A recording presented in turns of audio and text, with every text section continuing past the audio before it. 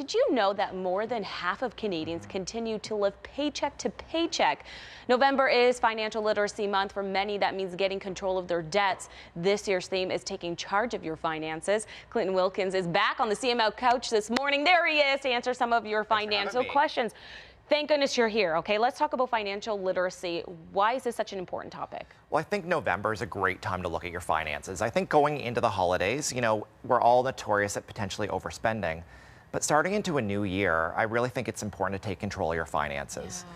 And buying a home is the biggest purchase of your life, and a mortgage is the biggest debt of your life. Oof. And I think just looking at your entire financial package in November, learning about what's going on, and I think, education is power. And I think November, just bringing it to the forefront is so important. I like that. Education is power, knowing. Okay, so we actually asked our viewers to have questions prepared that we could ask you. So some of these questions are, should I consider financing my mortgage to help with a renovation?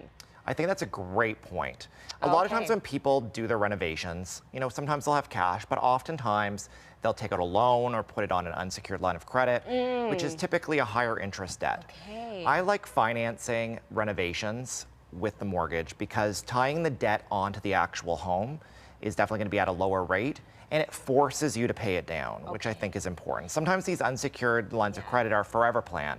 Sometimes you only pay the interest or maybe 3%, and it takes a very long time to pay off, especially at a higher rate, because mortgage debt is the cheapest debt you can have. Oh my goodness, I never would have thought of that. Okay, so the next question is, if I look at a in fixed rate mortgage, am I stuck? And what about a variable rate? Well, historically, variable rates are lower than fixed because short-term products are typically lower than a long-term. But we're in a very odd time right now, and we're in an inverted position where the long-term products are actually cheaper than variable. Now, a fixed rate isn't for everyone. Because if you are going to break your term early, you could pay a much larger penalty. And a lot of things change in people's lives. I can tell you about 60% of our clients are in variable and about 40% are in fixed. And you really have to ask your questions. Will I lose sleep at night if I'm in a variable? Because you may see your payment change.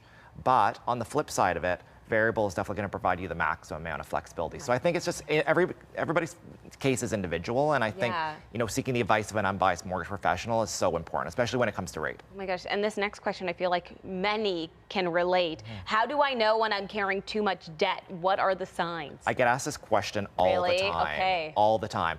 So I think one of the huge signs are if your debt is growing month over month, then I think you know that you have a problem. I think it's also important. Maybe November is a good time. Write down your debt. Figure out how much you owe, and then write it maybe in your calendar and look back the following November. If the debt hasn't gone down, then maybe you need to look at seeing what you can change to impact it for the following year. I like that. I love having a fresh start at the beginning of the year. January, you can start planning. After 100%. the holidays, you get all those bills coming in. Exactly. Okay. So the next question we have here is, what financial habit will help me improve my financial well-being? Well, I think that it really is about opening up your bills. And a lot of households are made up of a couple. And I think once a month having, a finance meeting or a budget meeting definitely has a value. If you're a wine drinker, maybe opening a bottle of wine and talking about your bills. Financial literacy is one of the last taboos. No one wants to talk about their income, assets, and credit. And I think just breaking down those barriers really is important. And talk to the person that you share the mortgage with, potentially. It 100%. doesn't have to be just on one person's shoulders, 100%. right? And my last question here is, having no debt and no savings better than having both debt and savings? Well, I think they balance each other out. But why would you have savings when you're paying interest on debt? I think paying down your debt first is so important, and then savings. Some people want to do a two-tiered approach, but I say, why bother having savings if you're going to pay interest on money when you can pay it off? Okay, I think I wrote that one. That might be a good one. That's probably a good one for everyone. All right, well, thank you so much, Clinton, for coming in. You were such a great wealth of knowledge for us. And we'll see you in the new year. You got it. I'll have my dream board ready to go with all my financial things I have to pay off. Okay, there is more CTV Morning Live coming up.